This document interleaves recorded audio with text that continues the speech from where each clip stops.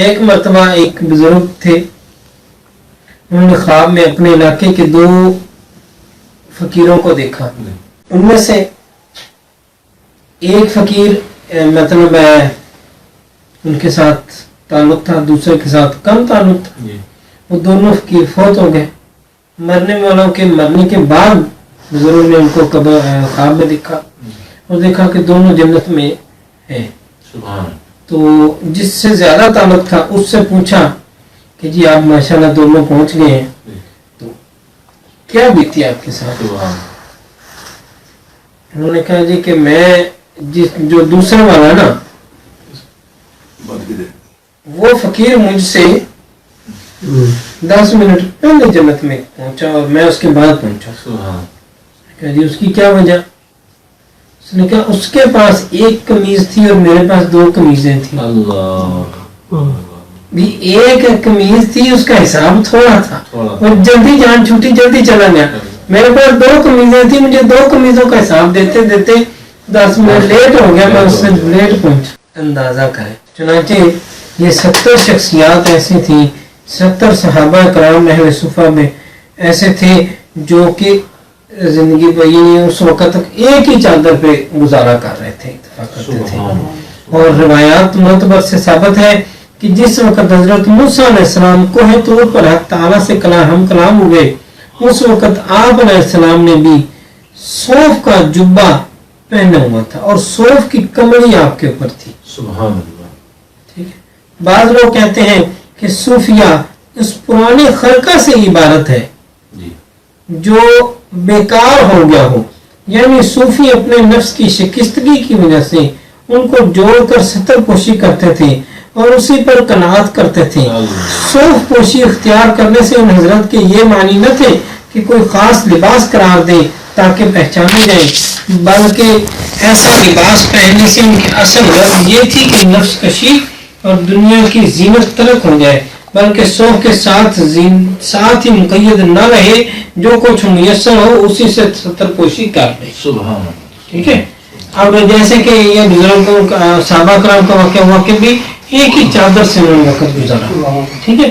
ایسے ہی ایک چادر سے بنائی جاتی ہے جو مختلف رنگوں کے کپڑوں کو کاٹ کاٹ کے پھر ان کو جیسے شطرنج کے ڈبے بنے ہوتے ہیں ایسے ان کو سی سی کے تو بنائی جاتی ہے.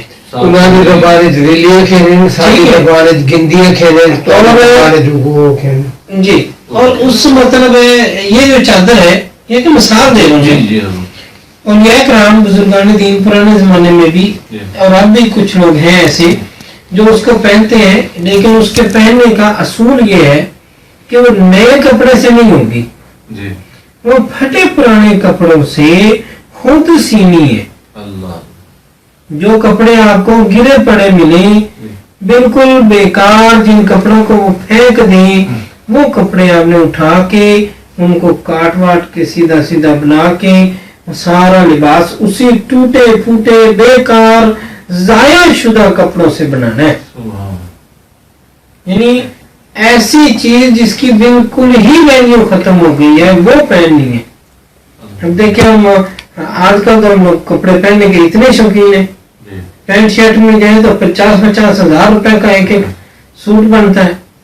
عام شلوار قمیض بھی لے لیں تو 500,000 کا سوٹ تو بن ہی جاتا ہے. 1000 روپے تو پکا ہی ہے. ٹھیک ہے نا. مقصد ان لوگوں کا یہ تھا کہ نفس کشی کی جائے اور دنیا کی زینت ترک ہو جائے.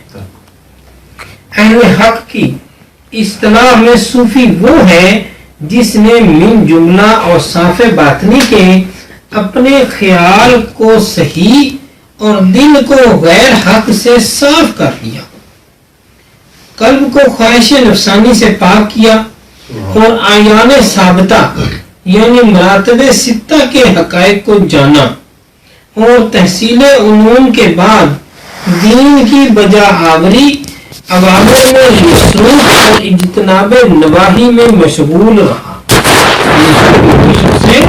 جس نے اپنے باطنی اوصاف کو، اپنے خیال کو صحیح اور صاف کر لیا اور غیر حق سے پاک کر لیا اور اپنے دل کو اپنے قلب کو نفسانی خواہشات سے پاک کر لے.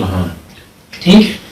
اور مراتب ستہ کے حقائق کو جانا سمجھا علم حاصل کیا اور پھر دین کے امر بالمعروف اور نہی عن المنکر پر لگے رہے. جو کام دین کے مطابق ٹھیک ہے ان لوگوں کو بتاتے رہے. جس کام کو اللہ رسول صلی اللہ علیہ وسلم نے منع کیا اس کام سے لوگوں کو منع کرتے رہے اور بتاتے رہے کہ یہ کام اللہ اور رسول صلی اللہ علیہ وسلم نے منع فرمایا ہے. صوفی اس کو کہتے ہیں جس کا قلب مصفہ، زبان سچی، چشم پرنم، دل خدا کی محبت سے لبریز ہو، نبی اکرم صلی اللہ علیہ وسلم سے صحیح رابطہ ہو، وعدے کا سچا ہو، عفو خلائق شعار ہو، یعنی اخلاق اس کا اچھا ہو، معاف کرنے کے راستے پہ چلتا ہو، سب بندگان خدا سے محبت رکھتا ہو، کسی سے نفرت نہ ہو. فلانے میں یہ نقص ہے، فلانے سے نفرت کرو، یہ نفرت کرو. نفرت کا سبق نہیں، محبت کا سبق دینے والا شخص ہو. کبر یعنی تکبر سے، عجب یعنی اپنے آپ کو بہت بڑا عالم سمجھنے سے، نخوت، حسد، حب دنیا وغیرہ ایسی بری خصلتوں کو ترک کر دے. خود بین نہ ہو کہ ہر جگہ اس کو خود ہی خود نظر آئے کہ جہاں میں ہوں بس وہی ٹھیک ہے، دوسرے سب لوگ غلط ہیں، دوسرے کی نہ سننی نہ سمجھنی، ہر جگہ اپنے آپ کو ٹھیک کہنا، خود بین نہ ہو. ٹھیک ہے. دوسروں کی نسبت بدگمان نہ ہو. بندہ سامنے ہے، جیسے آنکھوں سے پیچھے ہوا فوراً اس کی بات کوئی کر دی، اس نے ایسے کیا ہوگا، فلانی بات ہونی، یہ ہونا ہے، وہ ہونا ہے، کچھ نہ کچھ بدگمانی اس کے دل میں رہنی ہے. ایسا شخص نہ ہو. بخیل بھی نہ ہو. اللہ تعالیٰ کی مخلوق کا فائدہ پہلے سوچے.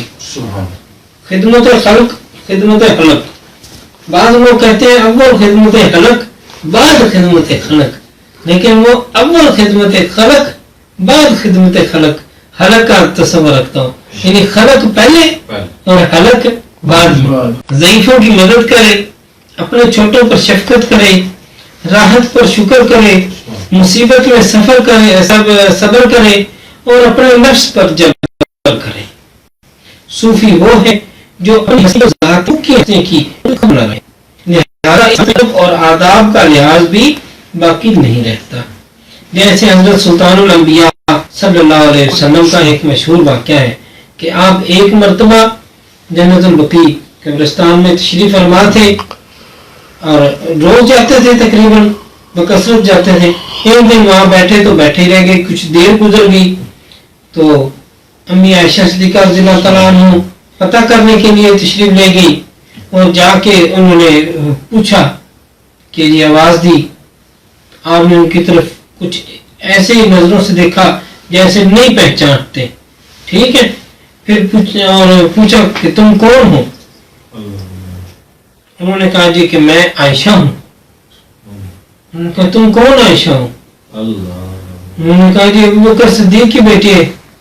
انہوں نے کہا ابو بکر صدیق کون؟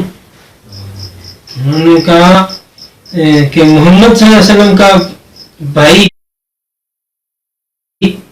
محمد صلی اللہ علیہ وسلم کا سسر. ٹھیک ہے. اچھا اس کے بعد حضور صلی اللہ علیہ وسلم نے فرمایا کون محمد؟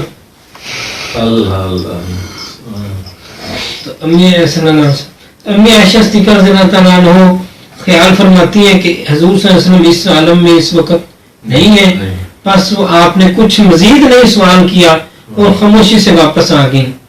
اور بعض علماء باطن اس حدیث پر، اس واقعے پر بیان کرتے ہیں کہ اگر وہ کچھ اور پوچھتی تو ہو سکتا ہے وہ اس پر بھی یہی فرماتے ہیں.